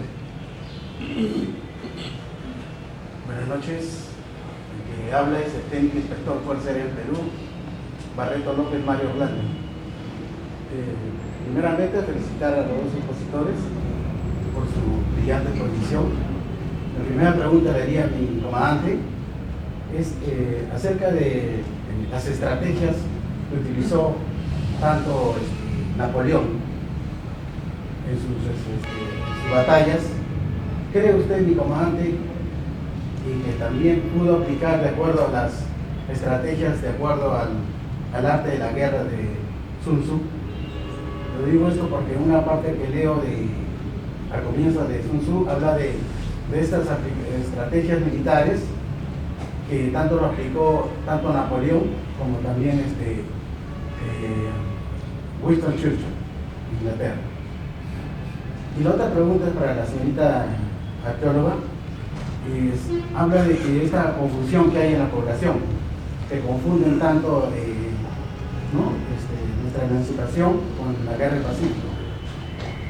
Creo yo, señorita, y lo digo con bastante pena, es que parece que nuestros docentes, en su momento en los colegios, los maestros eran tan profundos en enseñarnos.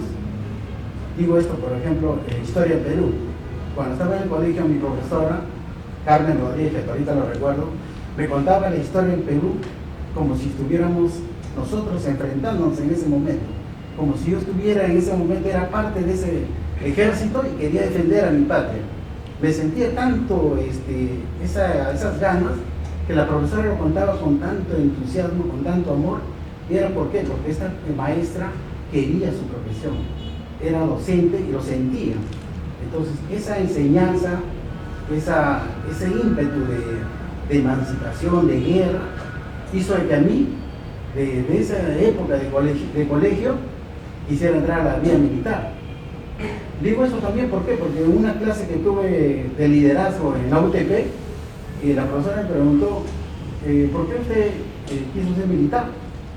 Y yo le plasmé lo que sentí en ese momento.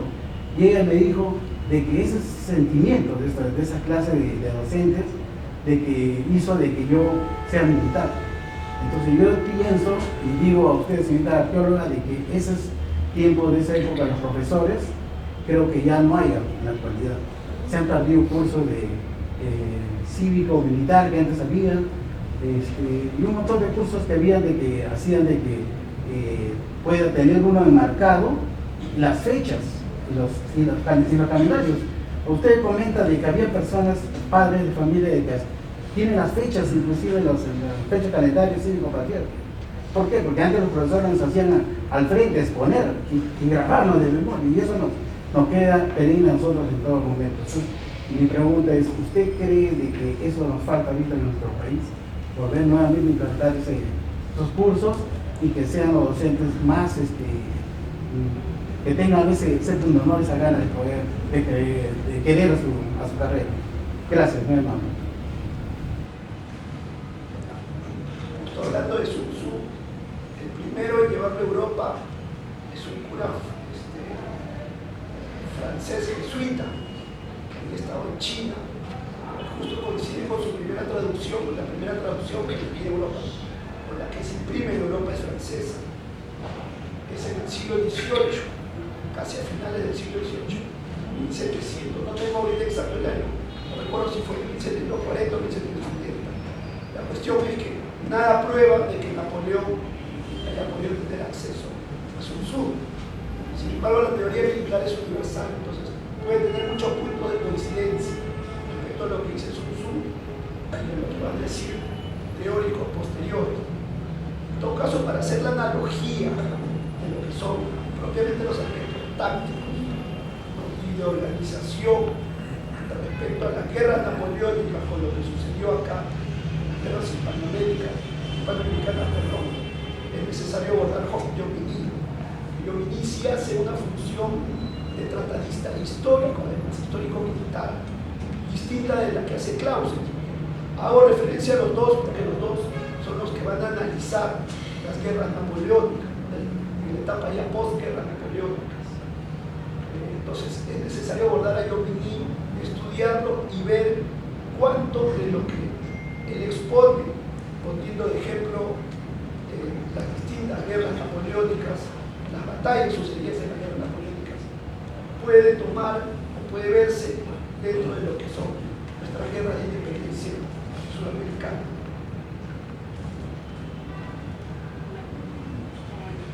Muy interesante la pregunta y de verdad me lleva a mucha reflexión, porque sí, efectivamente nuestra historia y la forma de enseñar historia ha ido cambiando estos años. Al fusionarlo y quitarle la importancia como curso de historia. En otros países, inclusive si alguien se va a nacionalizar norteamericano, hoy en día hay dos exámenes que dar, ¿no? Uno de ellos es historia. Si no pasas historia, nada. Entonces, lo otro es de que los profesores que enseñan historia tienen que ser especialistas en historia. Más de uno de nosotros ha llorado cuando los profesores de historia les han contado la emoción que vivíamos. Eso ha cambiado un poco y también es preocupante porque eso está incidiendo mucho en nuestra identidad nacional, está incidiendo en nuestra identidad nacional. De tal manera que nuestra historia, la independencia es una guerra que hemos ganado. Por lo tanto, nuestra identidad nacional debería estar ahí como base, ¿no? Hay estudios de historia, de historiadores muy destacados que más bien descubren que nuestra identidad nacional pende sobre la guerra del Pacífico, que es una guerra en la que le hemos luchado por años, hace una guerra muy, muy dura, pero tenemos esos debates y esos problemas. Entonces, para mí es una pena que ahora, todavía estamos en puerta de celebrar el bicentenario, ahora se debieron desarrollar políticas públicas que justamente incidieran. Inclusive en alguna ocasión que me pidieron una propuesta, yo sugerí que se hicieran los museos itinerantes, tanto en vía fluvial como por tierra, que viajaran por todo el país, justamente llevando pequeños museos que se van desplegando y van explicando a las poblaciones más alejadas para equilibrar esta pérdida de memoria e identidad, ¿no? Entonces, todavía tenemos todo este año, espero que el Estado asuma esta responsabilidad y incida y tome en consideración el desarrollo de políticas públicas enfocadas a la educación, porque no solo es el tema de historia, es el tema de educación en general. Muy bien, agotada la ronda de preguntas, seguidamente escucharemos los comentarios finales a cargo del general de brigada Juan Urbano Revilla, presidente del Centro de Estudios Histórico-Militares del Perú.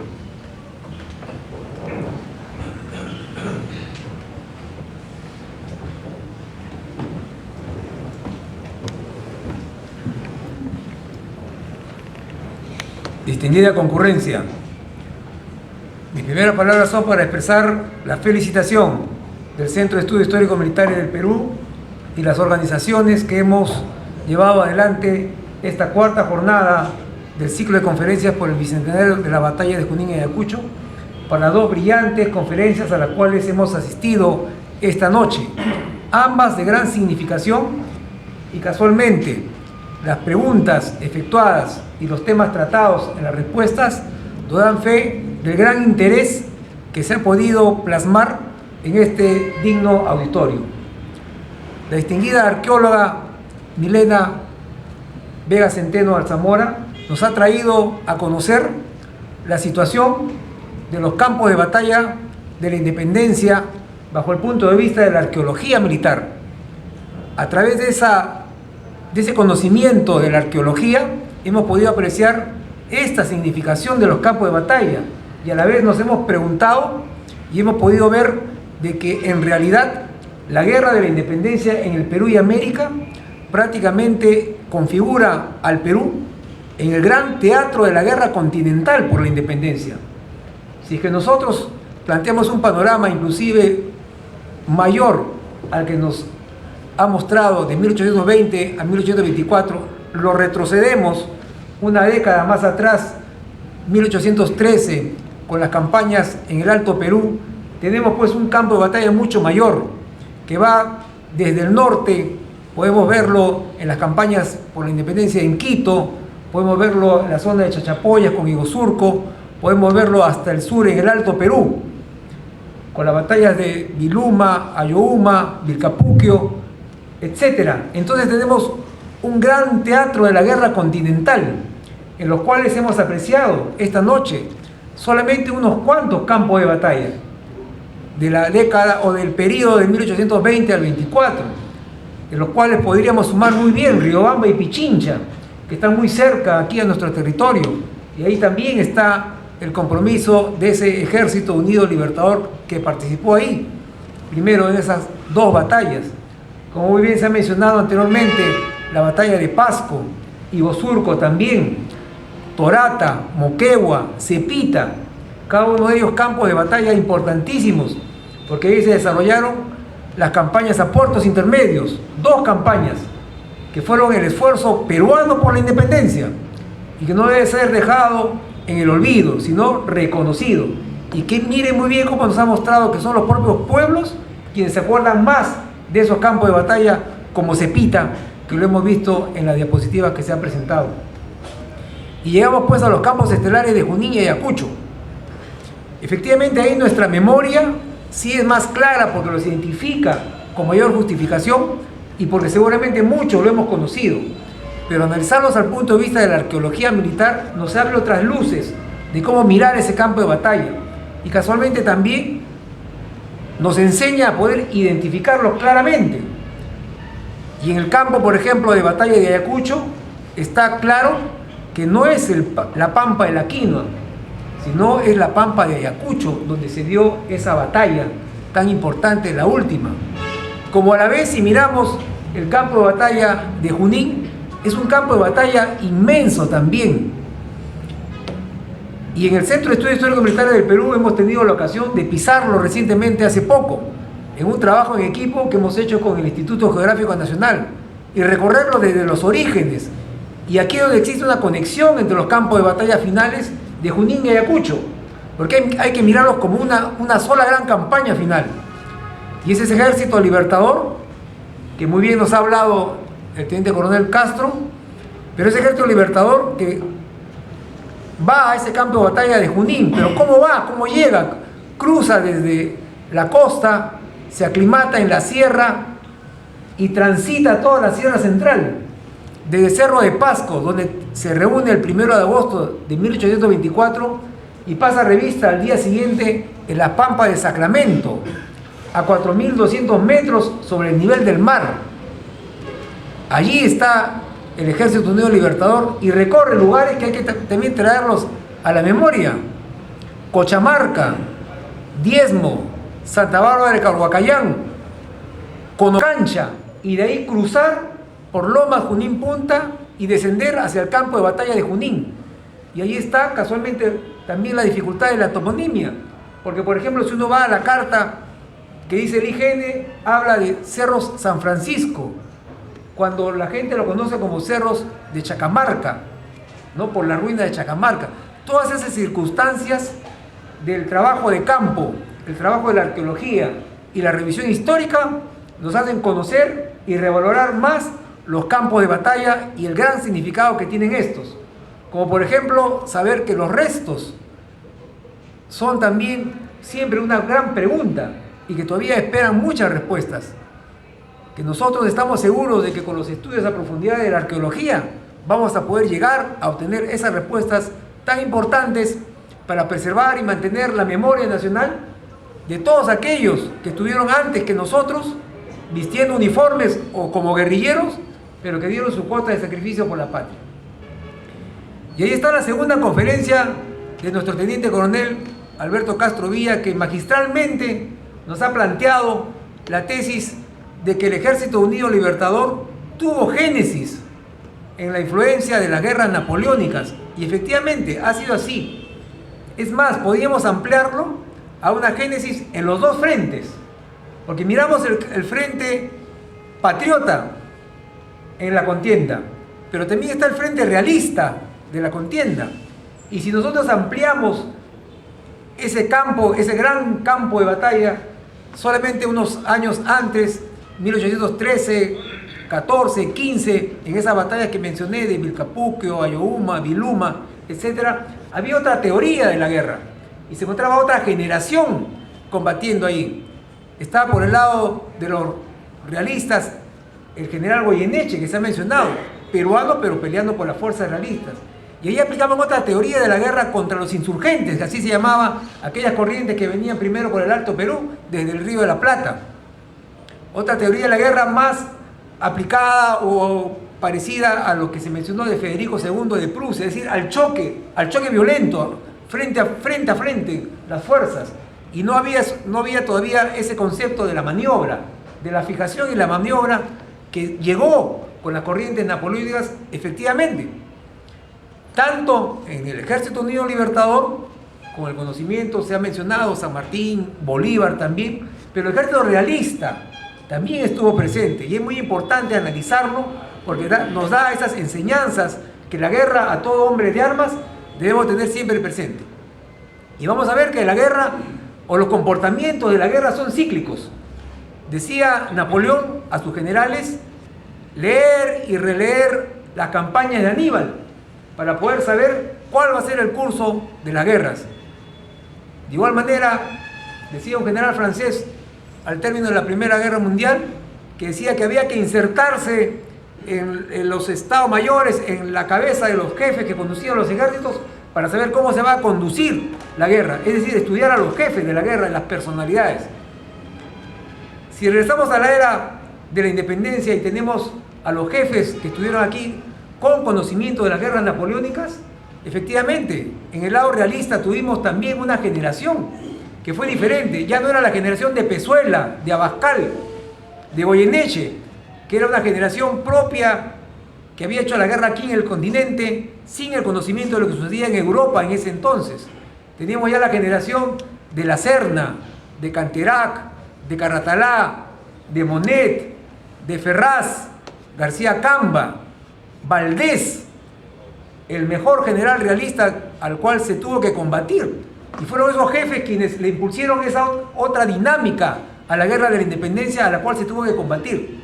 Es por ello que radica aquí la mayor dificultad de la guerra y también las modalidades de la guerra que se repiten en la historia. Si uno analiza y revisa la batalla de Cepita y la batalla de Ayacucho, la va a poder comparar y tener muchas similitudes en la modalidad de pelea del ejército realista. Tomar las alturas y desde ahí fijar el frente y lanzar una fuerza que quiera envolver para poder obtener la victoria. Así se hizo en Cepita y así se hizo en la batalla de Ayacucho. Los resultados los conocemos, pero aquí las teorías de la guerra que nos ha expuesto el comandante Castro nos hace pensar que efectivamente estuvimos en un tránsito también de la guerra, con personajes que vinieron de la península, unos para pelear a favor de los realistas y otros para poner sus conocimientos a favor de las causas patrióticas a nivel continental, llamémoslo así. Y es así como se desenvuelven las campañas finales y las batallas decisivas de Junín y Ayacucho. Y tenemos también a otros hombres que hay que rescatar, que vinieron de la península o vinieron del continente europeo y que sentaron raíces aquí después de la guerra.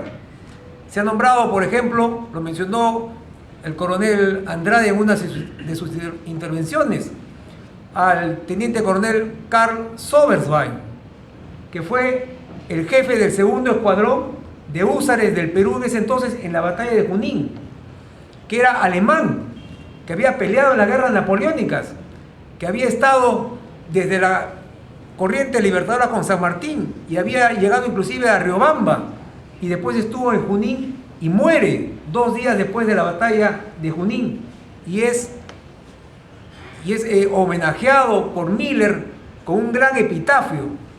Y por ejemplo murió este jefe que fue alemán. Como también tenemos a Clemente Althaus. Clemente Althaus también vino con la corriente libertadora de San Martín, con el grado de capitán, y llegó a ser general del ejército aquí en el Perú, y murió en el Perú en 1836. Y Clemente Althaus fue el primer comandante de la ingeniería, del cuerpo de ingenieros durante la República, y estuvo en las avanzadas de Junín hasta Ayacucho. Entonces encontramos pues que existe una correlación de historias, de hombres, de armas y de batallas, en los cuales a través de estas dos conferencias hemos podido apreciar la importancia del conocimiento de la historia militar para conocer los hechos y los resultados, el conocimiento de la sociología, de la arqueología, como disciplinas también que coadyuvan a la historia militar. Y un punto muy especial que se ha tocado: ¿qué tipo de guerra fue la guerra de la independencia? Un concepto planteado es que fue una guerra civil. La independencia tiene muchas miradas y muchas ópticas. Una de ellas es verla bajo el punto de vista que fue una guerra civil, pero eso ya se decía desde la historiografía hispana. Lo decía el historiador Casado, que fue quien escribió las memorias de Abascal, y decía que era una guerra civil porque veía a los insurrectos que se levantaban, y el virrey Abascal decía pues que esos insurrectos se les hacía beber ilusoriamente la copa de la emancipación. Pero la guerra fue una guerra civil cuando existía una disputa por el propio poder en el virreinato. Guerra civil la podíamos tener, por ejemplo, en lo que sucedió en Asnapuquio, cuando los realistas, al mando de la Serna y los generales, deponen al general Pezuela. Casi se llega a una guerra civil. Casi se llega a una guerra civil entre las dos fuerzas, ¿no? Entre Ribagüero y Bolívar, por ejemplo. Entonces hay diferentes maneras de ver la guerra de la independencia, que todavía tenemos que seguir estudiando, analizándolas, por los componentes, por los intereses, por los estados, por todo aquello que significa una guerra por la independencia, en este caso lo que significó la guerra de la independencia por el Perú y América. Entonces aquí tenemos muchas puertas más y líneas de investigación por seguir, y creo que todos podemos congratularnos esta noche por haber recibido tan vastos conocimientos de nuestros dos distinguidos conferencistas, para los cuales pido un fuerte aplauso.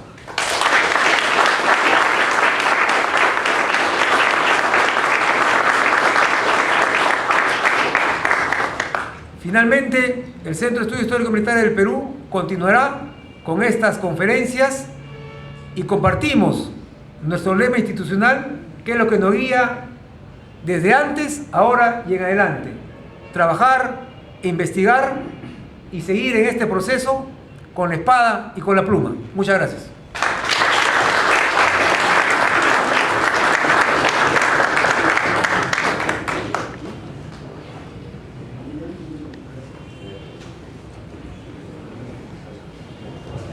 A continuación se procederá a la entrega de distinciones a los expositores. A la arqueóloga Patricia Milena Vega Centeno Alzamora.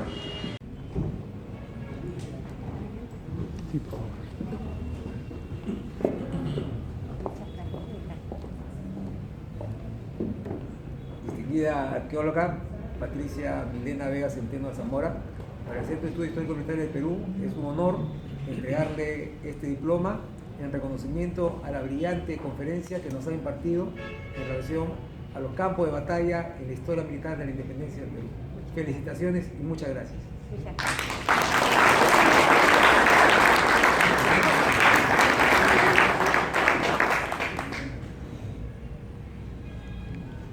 Listo. Acto seguido, recibirá el diploma correspondiente el Teniente Coronel Alberto Castro Villa.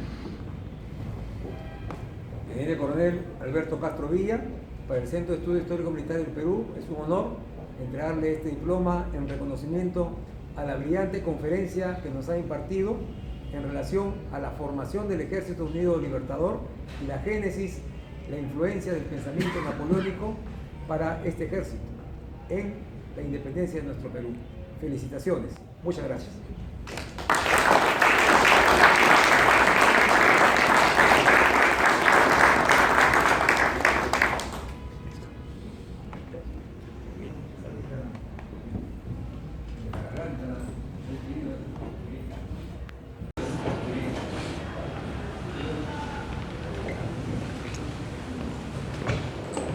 Damas y caballeros, de esta manera damos por terminado el acto académico de las conferencias por el bicentenario de las batallas de Junín y Ayacucho, con los temas Arqueología de los campos de batalla de la independencia en la historia militar y la formación del Ejército Unido Libertador y su génesis napoleónica, la transferencia de conocimientos militares siglo XIX.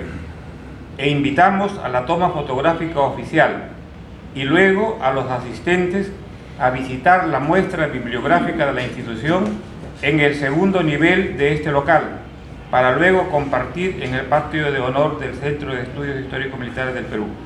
Los esperamos en las próximas conferencias del Bicentenario que les haremos conocer oportunamente. Muchas gracias y muy buenas noches.